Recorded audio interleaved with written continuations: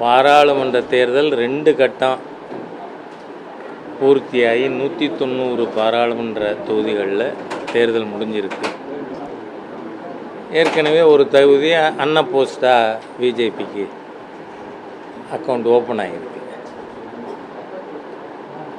இந்த 2 கட்ட தேர்தலில் பெரும்பான்மையான இடங்கள் பிஜேபிக்கு வருங்கிறதுல எந்த ஒரு சந்தேகத்துக்கும் இடமில்லை. ஏனென்றால் எதிர்கட்சியில் அது ராகுலாக இருக்கட்டும், இல்லை எங்கள் ஊர் சிதம்பரமாக இருக்கட்டும், அவங்க எப்போவுமே ஒரு 40 நாளைக்கு கற்பனையில் வாழ்வாங்க. அவர்கள் ரொம்ப they are making tall claims. ஆனால் என்னோடய சேலஞ்சே காங்கிரஸ் ஆட்சியில் இருக்கிறது 3 ஸ்டேட்டில், கர்நாடகா, தெலுங்கானா, ஹிமாச்சல். இந்த 3 மாநிலங்களில் மொத்தம் இருக்கிறது 49 தொகுதிகள். லெட் தம் கெட் 9ங்கிறேன் நான். ஏன்னா இந்த கர்நாடகா, தெலுங்கானா, ஹிமாச்சலில் 4க்கு 4 காங்கிரஸ் கிடையாதுங்கிறது ஏற்கனவே பல கருத்துகள் வந்திருக்கு நமக்கு. இந்த 3 ஸ்டேட்டும் சேர்த்தே 9 சீட்டு வராது காங்கிரஸ். ஆகவே அவர்கள் சில கற்பனையில் பேசுகிறாங்க. அதுக்கு காரணம் என்ன? காங்கிரஸினுடைய தேர்தல் அறிக்கை பற்றி மக்களுக்கு தெரியும்.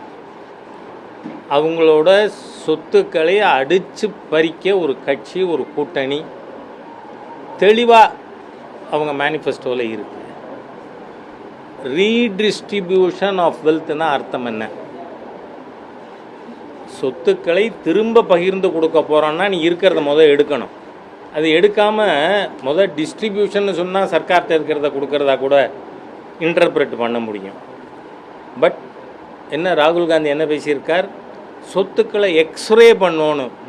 நீங்கள் காங்கிரஸ் ஒர்க்கர்ஸோட நேஷ்னல் ஹெரால்டு ப்ராப்பர்ட்டி 2000 கோடி திருடினதை எக்ஸ்ரே பண்ணுங்கிறேன் நான். சோனியாவும் ராகுலும் எங்கே இருக்காங்க? They are on fail before going to jail. அதனால் நாட்டு மக்களோட, காங்கிரஸ் ஒர்க்கர்ஸோட சொத்தை மூட்டை இடித்த கூட்டம் இன்றைக்கி என்ன சொல்லுது?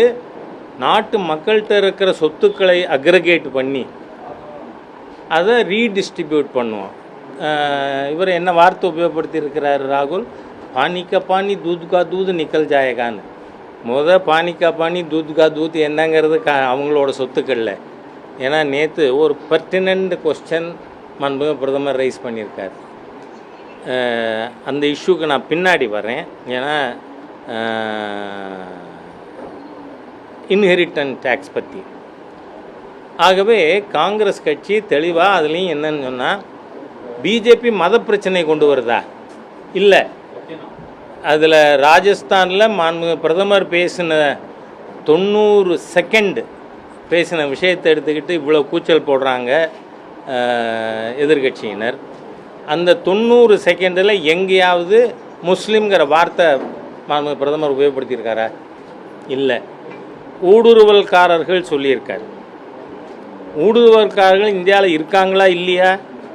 இதே மமதா பானர்ஜி பார்லிமெண்ட்டில் ஸ்பீக்கர் மேலே தன் கையில் இருந்த காகிதங்கள்லாம் தூக்கி அடித்தார். என்ன சொல்லி? NRC, national register of citizens ஏன் இம்ப்ளிமெண்ட் பண்ணலேன்னு கேட்டு. ஆனால் இப்போ இன்றைக்கி சிஏஏயே இம்ப்ளிமெண்ட் பண்ணப்படாதுன்னு கூப்பாடு போடுறாங்க. சிஏஏல யாருக்கும் குடியுரிமை போகலை. ஆனால் she was for national register of citizens. 71க்கு அப்புறம் இந்தியாவில் ஊடுருவி வந்தவர்களை இருக்கின்ற ரெக்கார்ட்ஸின் அடிப்படையில் டிடெக்ட், டிலீட், டிபோர்ட் இதை டிமாண்ட் பண்ணினவங்க. அப்போது அது எதை ஊர்ஜிதப்படுத்துது? There are infiltrators in India.